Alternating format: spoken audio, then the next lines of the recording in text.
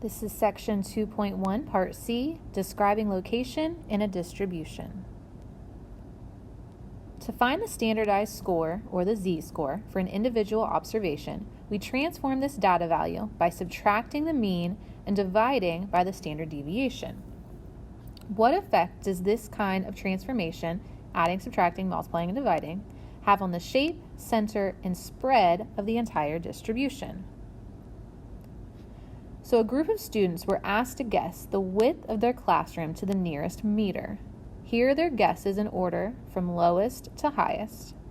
They have made a dot plot of this information, and they've also given you a summary of the data.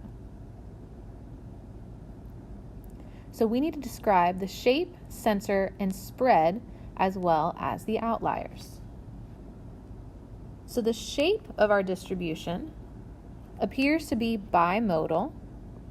We have a peak at 10 and we have a peak at 15, and it is also skewed to the right. The center, since this is a skewed distribution, we should use the median instead of the mean. So our median value is 15, so that would be a better guess of the typical value for the students. Since this is skewed to the right, and since we used median, we should use the IQR to talk about the spread. So we know that the Q1 is 11. We know the Q3 is 17. Remember, to find the IQR, we're just going to do Q3 minus Q1, which is 17 minus 11, which gives us 6 meters. So this means that the middle 50% of the data has a spread of 6 meters. If we look for outliers, remember, to find outliers, you are going to do 1.5 times the IQR. And first we're going to do Q1 minus that quantity.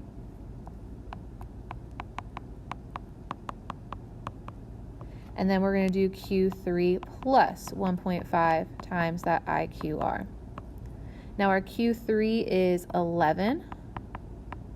Our IQR, we said, is 6. So 11 minus 9 gives us 2. And then we have 17 plus 1.5 times 6, or 17 plus 9, which gives us 26. So any values that are below 2 would be an outlier. Any values above 26 would be an outlier. So the values we have at 27, 35, 38, and 40 would all be considered outliers. The actual width of the room is 13 meters. So how close were the students? We can estimate the distribution of students' guessing error by defining a new variable such that follows. So your error is your guess minus 13 meters, which was the actual width of the room. This means we will subtract 13 from each observation in the data set. Try to predict what the shape, center, and spread of this new distribution would look like. So what do you think is going to happen to the shape of it if we subtract 13 from each point? What do you think would happen to the center, the spread, and what about any outliers? So this is our original data set. This is our new data set after you've taken each point and subtracted 13. So if you notice, the shape has stayed the same. We are just taking the original piece and we are shifting it over. So we see the original distribution of guess has shifted to the left since we're subtracting 13 from each data point. So our peak at 15, since we subtracted 13, is now at 2. The peak that was at 10 is now at -3. Shifting that distribution clearly did not affect the shape, and it did not affect the spread, but it did move our center of our data. Originally, the center was at a median of 15, and by shifting it over, our median is now at 2.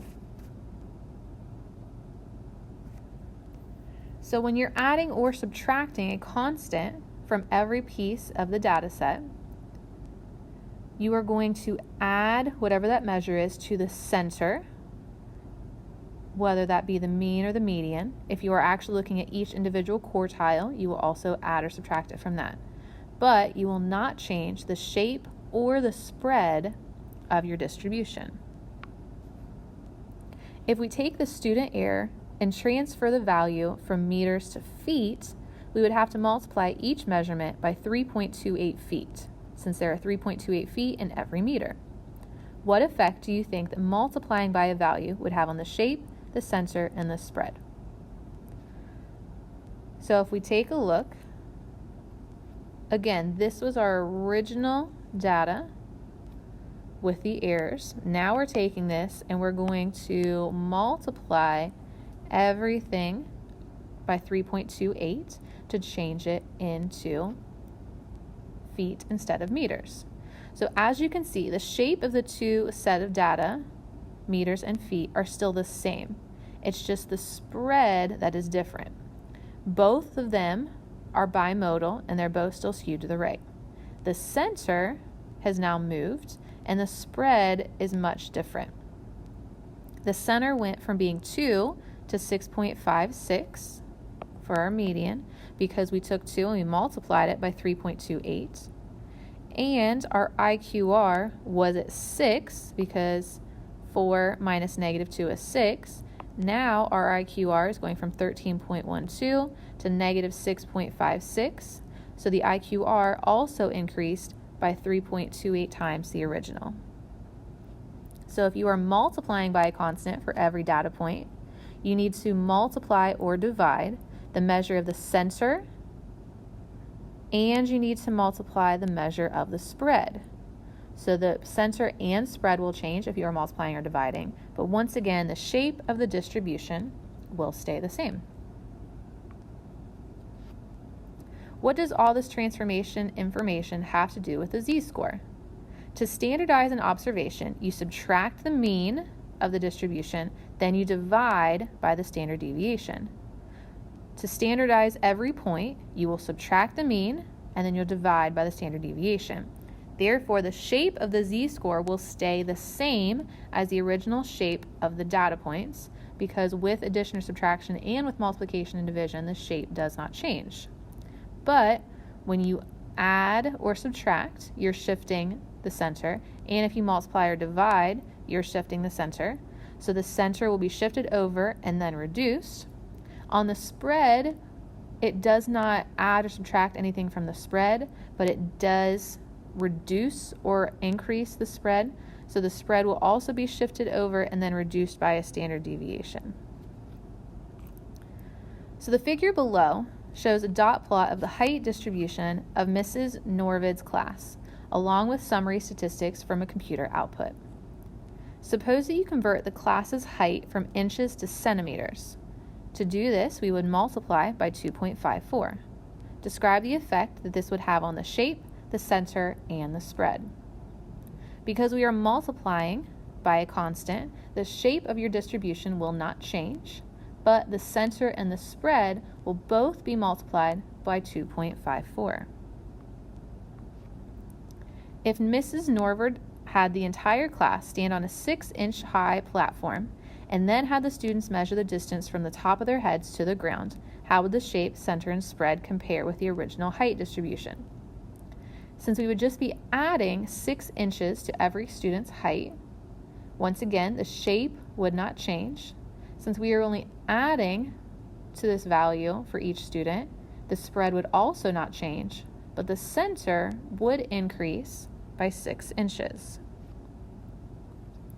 Now suppose that you convert the class's height to z-score. What would be the shape, the center, and the spread? Once again, because we are just subtracting and dividing, the shape would not change. The mean will change to 0 because we are shifting it over to a mean of 0, and the standard deviation will change to 1.